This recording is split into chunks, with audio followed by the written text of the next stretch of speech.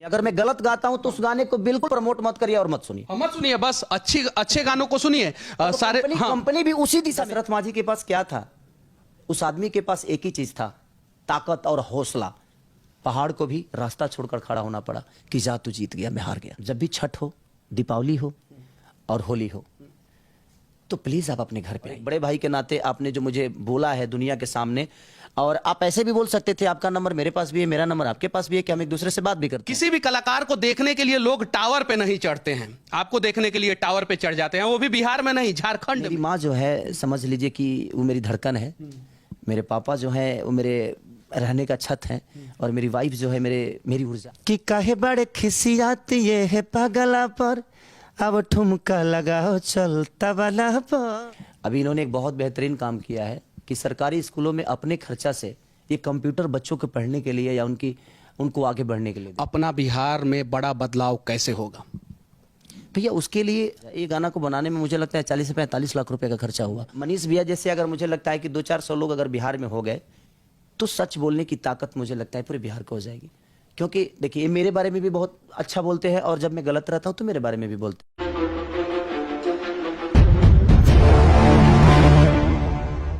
अभी हमारे साथ सिर्फ भोजपुरी इंडस्ट्री के नहीं, पूरे हिंदुस्तान के पहले ऐसे कलाकार हैं जिनको देखने के लिए लोग टावर पे भी चढ़ जाते हैं। खेसारी लाल यादव जी झारखंड में जब गए थे तो इनको देखने के लिए टावर पे लोग चढ़ गया था। अभी ये हैदराबाद से आ रहे हैं। हैदराबाद में जिस जगह का कैपेसिटी सिर्फ और सिर्फ 25,000 का था, वहां पे 1.5 लाख से ज्यादा लोग आ गए। बवाल और विवाद में ये भी बने रहते हैं, हम भी बने रहते हैं। कंट्रोवर्सी इनके नाम पे भी होता है, हमारे नाम पे भी होता है, बेवजह होता है। इनका एक गाना आया है तबला, और उसी के प्रमोशन के लिए अभी ये पटना आए हैं। तो सबसे पहले सच तक न्यूज में आपका स्वागत है। सबसे पहले इस चैनल को, सच तक को देखने वाले जितने भी लोग हैं, जिस हिसाब से आपने अपने चैनल का नाम रखा है सच तक, वैसा बोलते भी हैं विभाग की तरह। और जैसे आपने बोला भैया कि हम दोनों विवाद में रहते हैं, तो गंदा पानी नहीं होता है, साफ पानी ही गंदा करने की कोशिश की जाती है। तो जब भी कोई साफ पानी होगा ना, तो उसको गंदगी करने की कोशिश करेगी दुनिया। लेकिन हम ऐसा नहीं कि अगर हम जल हैं तो पूरी दुनिया को पिलाने का काम करेंगे। कोशिश हमारी, आपकी भी रहती है, हमारी भी रहती है, कि हम अपने काम के बदौलत। मैं भी आपको देखता हूं कि कभी मैंने भी आपको कोट पैंट पहनते हुए कभी नहीं देखा, क्योंकि आप एक वर्कर की तरह अपने इस चैनल को भी चलाते हैं, और बेबाक से आप लोगों के भावनाओं को और लोगों के जो तकलीफें हैं उस दुनिया तक पहुंचाते हैं। और आप भी मेहनत करते हैं। इनका मैं एक वीडियो देख रहा था, इन्होंने बोला था क्या कि भैंस पे चढ़ने वाला आदमी को लोगों ने फ्लाइट पे चढ़ा दिया। एक सवाल मैं आपसे पूछना चाहता हूं, किसी भी कलाकार को देखने के लिए लोग टावर पे नहीं चढ़ते हैं, आपको देखने के लिए टावर पे चढ़ जाते हैं, वो भी बिहार में नहीं, झारखंड में। कैसा महसूस करते हैं? ये भोजपुरी का गरिमा है, और भोजपुरी की इतनी पावर है कि लोग टावर पे चढ़ जाते हैं। और मैं वो कार्यक्रम बहुत देर तक गाने वाला था, लेकिन लोग के टावर पर चढ़ने की वजह से मैं उस कार्यक्रम को बंद कर दिया, और मैं बहुत जल्दी वहाँ से निकल गया। रीज़न ये था कि अगर उनको कुछ हो जाता तो शायद मैं अपने आप को माफ़ नहीं कर पाता, और इसीलिए मैंने जो कार्यकर्ता थे उनसे बोला, वहाँ की जो विधायिका थी उन्होंने खुद ही बोला कि प्लीज़ सर आप ये बंद कर दीजिए, क्योंकि मुझे भी ऐसा लगा कि नहीं, मेरे संगीत से बढ़कर उनकी जान है, क्योंकि वो है तो मैं हूँ। और इसलिए मैं कार्यक्रम बंद कर दिया। कम से कम 5,000 से ज़्यादा लोग चढ़ गए थे। तो और मंदिर के प्रांगण पे लोग चढ़ गए थे, वो मंदिर के गुंबज पे चढ़ गए थे। तो मुझे थोड़ा सा अजीब लगा कि नहीं यार, मैं उतना भी बड़ा नहीं हुआ हूँ कि लोग भगवान के सर पे चढ़कर मुझे देखें। अच्छा, एक और कंट्रोवर्सी आपके नाम पे हुआ है। एक फिल्म का शूटिंग आपका चल रहा था, और मंदिर के गेट पे आपका पैर मारने का सीन है, और उसके ऊपर जो है बहुत ज़्यादा विवाद हो गया। तो उस पर क्या कहना चाहते हैं? देखिए, वो मंदिर के गेट पे मैंने पैर नहीं मारा है, वो एक एक्शन है। 2 लोग उसके अंदर, मंदिर के अंदर हैं, जो कि उस रस्सी बांध के खींच रहे हैं, क्योंकि हमारी औकात नहीं है कि हम गेट पे मारे। और आस्था हमें भी समझ में आती है, लोग मुंह से बोल देते हैं आस्था को, लेकिन हम तो हर साल आस्था को प्रचार करते हैं अपने गायकी द्वारा, अपने संगीत द्वारा, अपने शब्दों द्वारा। और हर जगह जाके जहाँ भी हम शुरू करते हैं, तो छठ से लेकर हमारा देवी भजन हो या कांवर भजन हो या हमारा कोई भी फेस्टिवल हो, उसके हम गाना खुद ही गाते हैं, और मैं अपने भाषा को खुद ही प्रचार करता हूँ। लेकिन वो गलत एंगल से लिया गया था वीडियो, और गलत एंगल से वो लग रहा है कि मैंने लाठी मारा है, क्योंकि मंदिर के अंदर मेरा फाइट था और मैं जूता पहना हुआ था। उसके बावजूद भी मैंने विलेन को पकड़ के मैं बोला कि मंदिर है, जूता खोल लेबे दे ओकरा बाद तोर व्यवस्था करब। तो ऑलरेडी मैं जूता खोल फिल्म में कहानी ये है कि आप ये विलेन को बता रहे हैं कि ये मंदिर है, जूता खोल लेवे दे और तब तोर व्यवस्था करें, लेकिन सिर्फ और सिर्फ थोड़ा सा क्लिप जो है वायरल करके खेसारी लाल यादव को बदनाम करने का प्रयास किया गया। हाँ, तो वही चीज़ है ना। देखिए एक बात बताएं मनीष भैया, जब इंसान कुछ करके आगे नहीं बढ़ता है ना। एक चीज मैं आपसे पूछना चाहता हूँ, इतना रिस्पेक्ट करना आप कहाँ से सीखे हैं? रिस्पेक्ट आपके मन में होता है भैया और आपके संस्कार में होता है। आप मेरे से बड़े हैं छोटे हैं ये मायने नहीं। बियावा होने दीजिएगा कि नहीं? देखिए बात तो वहाँ है ही नहीं एक्चुअली। देखिए मैं झुकूंगा तो आपका भी हाथ आशीर्वाद देने के लिए झुकेगा और आप भी झुकेंगे उठाने के लिए। तो ये दुनिया में अगर बड़ा बनना है तो झुकना तो पड़ेगा आपको। अगर आप तड़कुल की तरह देखिए, मेरे अंदर जब तक जान है तब तक मुझे गुस्सा भी आता है और मोहब्बत भी है। मर जाऊंगा तो शायद ना गुस्सा आने वाला है और ना ही मैं किसी को रिस्पेक्ट देने वाला हूँ। तो जब तक मैं नहीं दूंगा तो मुझे नहीं लगता कि मुझे दुनिया देगी। तो मेरी कोशिश रहती है कि और जिस तरह आप हैं कि आप जीवन में हर वो चीज़ों को मेहनत करके किए हैं, तो जो लोग मेहनत करके नहीं करना चाहते हैं ना, वो अपने जुबान से आपको दबाना चाहते हैं क्योंकि उनको मेहनत आता नहीं।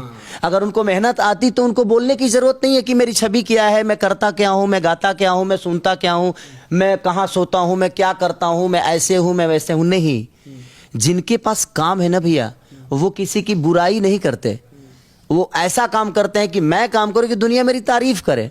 तो वो काम करके तो मुझे पीछा कर नहीं सकते क्योंकि वो क्षमता भी तो होनी चाहिए ना, वो स्टेमिना होनी चाहिए कि मैं उतना कर लूँ। अब मैं हैदराबाद में शो था, 1.5 लाख पब्लिक के बीच में मैं कार्यक्रम किया। कार्यक्रम के बाद मैं तुरंत 5 बजे सुबह में एयरपोर्ट आया, 8 बजे 10 बजे यहाँ उतरा। 10 बजे के बाद से मैं इस कार्यक्रम में हूँ। अब यहाँ के बाद फिर नवादा जाऊँगा, नवादा कार्यक्रम करूँगा, फिर वहाँ से निकलूँगा, फिर मुंबई जाऊँगा या दिल्ली जाऊँगा, शूटिंग करूँगा। 7 तारीख तक शूट करूँगा, 8 को फिर मैं लंदन चला जाऊँगा। तो कहीं ना कहीं एक मोहब्बत ही है लोगों का कि मैं कितना भी मेहनत करता हूं तो मुझे लगता है कि मैं कम ही कर रहा हूं। तो मैं मेहनत से कभी भागता नहीं, शायद वही रीज़न है कि मैं आज यहाँ तक हूँ। अच्छा, ये जो तबला गाना आया है ये थोड़ा सा 2 लाइन उसका सुना सकते हैं? कि काहे बड़े खिसियाती ये है पगला पर, अब ठुमका लगाओ चल तबला पर।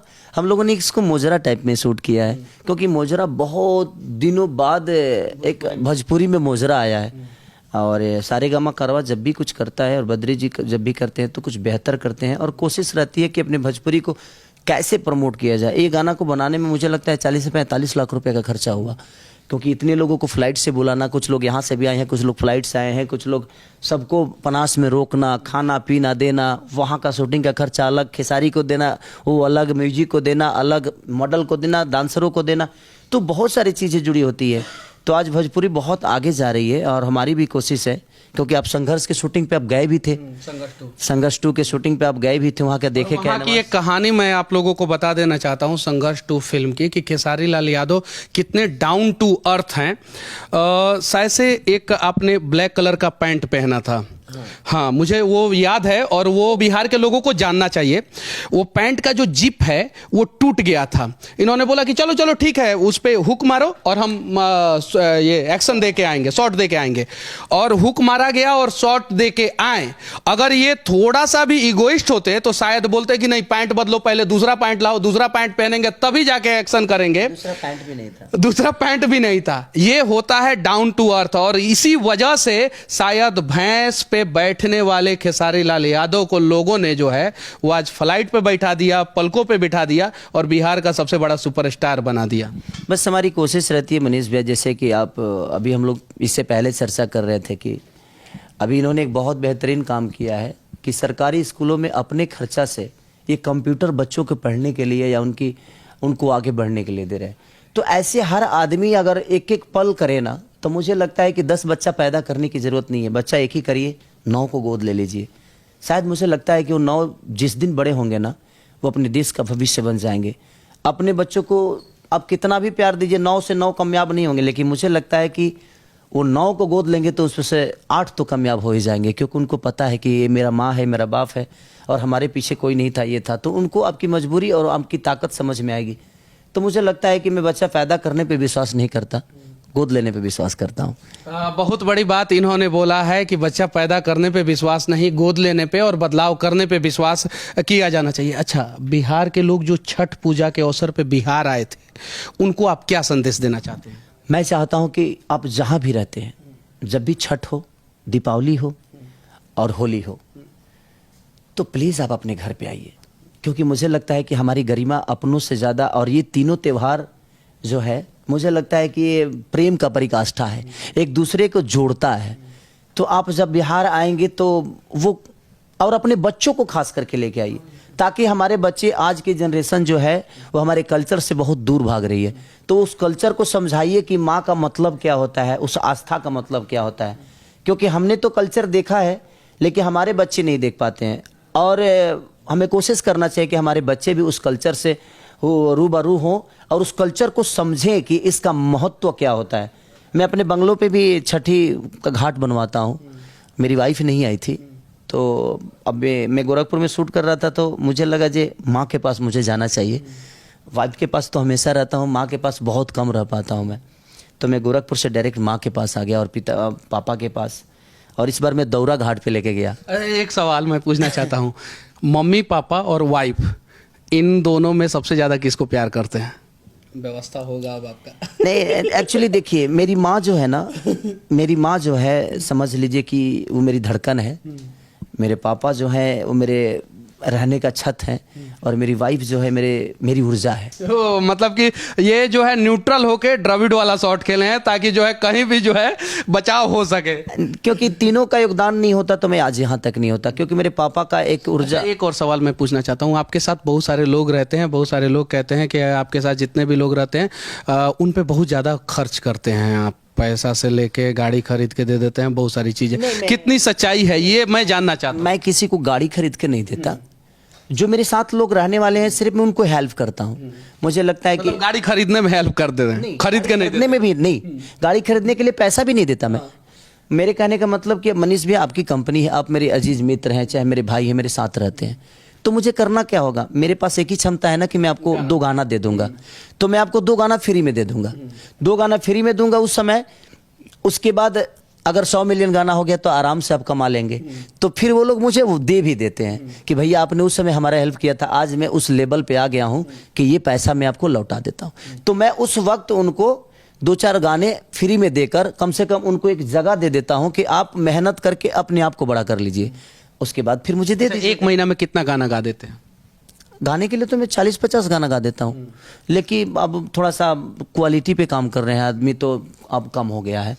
विनती है कि जो अच्छा गाना है, बड़ा गाना है, बड़े बजट का गाना है, जैसे तबला जो है 40 लाख रुपया में शूट हुआ है, तो इस प्रकार के गानों को हम लोग सुने, चर्चा करें, तब जाके हमारा भोजपुरी इंडस्ट्री और ग्रो होगा। वरना सिर्फ और सिर्फ वो ढोंडी छिलना और फलाना ढिकाना पे चर्चा करेंगे। ये भी गलत गाने गाते होंगे। बिल्कुल गाता हूँ, एकदम मत सुनिए इनका गलत गाना। बिल्कुल किसने बोला? कह रहा हूं कि आप मत सुनिए। अगर मैं गलत गाता हूं तो उस गाने को बिल्कुल प्रमोट मत करिए और मत सुनिए। मत सुनिए, बस अच्छे गानों को सुनिए। सारे कंपनी भी उसी दिशा में जाएगा। नहीं तो लोगों को लगता है कि नहीं यार वो गाना बहुत हिट हुआ, तो उसी दिशा में वो गवाना चाहता है। वो बोलता है कि सर हम भजन गवा के क्या करेंगे? तो हमारा बिजनेस है, तो आप जब अच्छे गानों को सुनिएगा तो हर आदमी अच्छा काम ही करेगा। तो कोशिश आप भी करिए, हम भी करेंगे, और सब लोगों की कोशिश से ही हो सकता है। सब लोग कोशिश करिए, अपने आप चीजें बड़ी हो जाएगी। आखिरी में मैं एक सवाल पूछना चाहता हूं बिहार के ऊपर। अपना बिहार में बड़ा बदलाव कैसे होगा? भैया उसके लिए हम और आप बोल देंगे तो नहीं हो पाएगा। मुझे लगता है कि जो बातें हम लोग समझ रहे हैं और चाहे दुनिया को समझाना चाहते हैं, अगर गरीबी आपको भी समझ में आती है तो आप समझदार हो गए। तो मुझे लगता है बिहार के हर उस नागरिक को पता है कि गरीबी का मतलब क्या होता है, रोजगार का मतलब क्या होता है, शिक्षा का मतलब क्या होता है, मेडिसिन का मतलब क्या होता है, स्वास्थ्य का मतलब क्या होता है, रोड का मतलब क्या होता है। ऐसा नहीं है कि बिहार का कोई जनता इस बात से परे है और उसको पता नहीं है कि इस सब का मतलब क्या होता है। बशर्ते हम आवाज़ उठाते हैं, इसलिए कुछ लोगों के दुश्मन बन जाते हैं। कुछ लोग डर के उस आवाज़ को उठा नहीं पाते हैं, या अगर उठाना चाहते हैं तो दब जाते हैं। तो मैं सबसे अपील यही करूँगा कि आपको तकलीफ है, आपको लगता है कि आपका बच्चा स्वस्थ के बिना अधूरा है, आपका बच्चा शिक्षा के बिना अधूरा है, आप अपने बच्चे को कोटा भेज रहे हो। क्यों भेज रहे हो? हमारे बिहार में जगह की कमी है, हमारे बिहार में शिक्षा की कमी है? नहीं, यहाँ से लोग IPS बन के निकलते हैं। IPS सबसे ज़्यादा बिहार देता है। इस इंडिया को। और कहावत है, कहा जाता है कि बिहारी कभी किसी का दिल नहीं तोड़ते हैं। सुनिए ध्यान से, कहा जाता है कि बिहारी कभी किसी का दिल नहीं तोड़ते हैं और तोड़ना होता है तो पहाड़े तोड़ देते हैं। हाँ, देखिए, अगर आपके अगर शक्ति है ना, मुझे लगता है कि हर वो सरकार हमारे लिए कामयाब हो जाएगी जब अगर हम ऊर्जवान हो जाएंगे। हर वो सरकार हमारे लिए काम करेगी जब हम सरकार से अपनी बातें रखने की क्षमता रखेंगे, हम अपनी जुबान मजबूत करेंगे। आज दशरथ मांझी के पास क्या था? उस आदमी के पास एक ही चीज था, ताकत और हौसला। पहाड़ को भी रास्ता छोड़कर खड़ा होना पड़ा कि जा तू जीत गया, मैं हार गया। तो पहाड़ जब हम तोड़ सकते हैं तो भैया हम अपने राज्य में शिक्षा या अच्छी व्यवस्था या रोजगार क्यों नहीं ला सकते? मैं अभी कोशिश कर रहा हूँ, कुछ मैं आपसे चर्चा भी किया था कि मैं आप कुछ लोगों को रोजगार देने के लिए ये एक कंपनी खोलने जा रहे हैं, उसके बारे में भी हम लोग आगे बताएंगे। साथ ही साथ इनका एक ईंट का जो है प्लांट चलता है वहाँ पे, तो ये चाह रहे हैं कि कुछ लोगों को हम रोजगार दें। अभी 30 लोग काम कर रहे हैं उसमें, जो मेरा ईंट का मैं फैक्ट्री डाला हूँ तो उसमें भी 30 लोग काम कर रहे हैं। तो कोशिश है जो ऐसी ऐसी चीज़ें, हर जिला में ज़मीन मिलेगा, धीरे धीरे कमाता हूँ। ऐसा तो नहीं कि अरबपति हूँ मैं, रोज का रोज ही है, कमाता है आदमी और लोगों का हेल्प भी करता है, अपना भी परिवार चलाता है, अपने साथ जो रहने वाले हैं उनका भी हेल्प करता है। जैसे आप पूरे दिन भागते रहते हैं, हर दिन सच बोलने के दिन और रात दोनों समय भागते रहते हैं। सच बोलने के लिए आप सच को ढूंढते हैं कि ये सच है, क्योंकि भैया गलत चीज़ों को ढूंढने के लिए वक्त नहीं लगता है। आपको गुटखा हर मोड़ पे मिल जाएगा, लेकिन दूध की डेयरी को ढूंढना पड़ता है। तो मुझे लगता है कि आप हमेशा दूध की डेयरी की तरफ भागते हैं और वो कहीं गली में होती है और उस गली के दूध की डेयरी को आप पूरी दुनिया के सामने बोलते हैं कि ये दूध की डेयरी है, इसका रास्ता ये है, यहाँ आओ और यहाँ बहुत अच्छा दूध मिलता है। तो वो दूध का मतलब क्योंकि सच बातें हो गई जो दुनिया को बताकर अपने चैनल के माध्यम से। और मनीष भैया जैसे, अगर मुझे लगता है कि 200-400 लोग अगर बिहार में हो गए तो सच बोलने की ताकत मुझे लगता है पूरे बिहार को हो जाएगी। क्योंकि देखिए, ये मेरे बारे में भी बहुत अच्छा बोलते हैं और जब मैं गलत रहता हूँ तो मेरे बारे में भी बोलते हैं। और मुझे खुशी होती है कि जब मैं अच्छा करता हूँ तो अच्छा तो कम से कम बोलते हैं। हमें ये तो बोले कि जब मैं गलत बोलता हूँ तो गलत भी बोलते हैं। बिल्कुल भैया, देखिए एक बात बताएं, अगर हम अच्छा, देखिए आप लोग क्या होते हैं, देख समाज के आईना है, यहाँ पे एक ऐसे आईना है कि जो कि सच को ही प्रमोट करता है। लेकिन कुछ लोग ठीक है, अपने हिसाब से, सबकी अपनी ज़िंदगी, उनको हमें बुरा नहीं बोल सकता। सब लोग अपना अपना घर चलाने के लिए कुछ ना कुछ करते हैं, उसमें कोई दोषी नहीं है। लेकिन सच बोलना बहुत कड़वा होता है और वो बर्दाश्त करना, कितना आप झेलते होंगे वो मैं महसूस कर सकता हूँ, क्योंकि मैंने झेला है। तो सच जब मैं अच्छा करता हूँ तो आप मुझे प्रमोट भी करते हैं, लेकिन मैं गलत करता हूँ तो आप मेरे बारे में गलत भी बोलते हैं। तो जब आप सच मेरे लिए बोलते हैं तो उस समय मुझे अच्छा लगता है। तो जब मैं गलत करता हूँ, गलत बोलते हैं, तो उस समय भी मुझे सुधारने की जरूरत है, ये नहीं कि आपका विरोध करने का जरूरत है मुझे। तो मैं वैसा इंसान नहीं हूँ। मैं कोशिश करता हूँ कि जो मैंने गलती की है उसको मुझे सुधारना चाहिए। और एक बड़े भाई के नाते आपने जो मुझे बोला है दुनिया के सामने, और आप ऐसे भी बोल सकते थे, आपका नंबर मेरे पास भी है, मेरा नंबर आपके पास भी है, कि हम एक दूसरे से बात भी करते हैं। लेकिन आप दुनिया के सामने बोलते हैं तो मुझे अच्छा लगता है कि क्योंकि मैंने वो गलती दुनिया के सामने की है, तो मुझे सजा भी दुनिया के सामने ही मिलनी चाहिए, ताकि फिर वो दोबारा मेरे से गलती ना हो। तो मेरी कोशिश रहती है अच्छा करने की। यही होता है एक बड़ा कलाकार का बड़ा दिल, जो जमीन से हमेशा जुड़े रहते हैं और गलत अगर कोई बोले उनके बारे में तो उसको भी एक्सेप्ट करते हैं और सुधारने का प्रयास करते हैं और बड़ा बनने का प्रयास करते हैं। बाकी भारत का इकलौता कलाकार जिसको देखने के लिए लोग टावर पे चढ़ जाते हैं, उस कलाकार के बारे में आप लोग क्या सोचते हैं? खेसारी लाल यादव के बारे में क्या सोचते हैं? भैंस पे बैठने वाला एक युवक जो आज बिहार ही नहीं पूरे देश के लोगों के पलकों पे बैठ गया, जो भोजपुरी इंडस्ट्री से प्यार करते हैं उन लोगों के पलकों पे बैठ गया, उस कलाकार के बारे में क्या सोचते हैं? कमेंट करके जरूर बताना। और आखिरी में हम दोनों एक साथ बोलेंगे, जय हिंद। जय हिंद।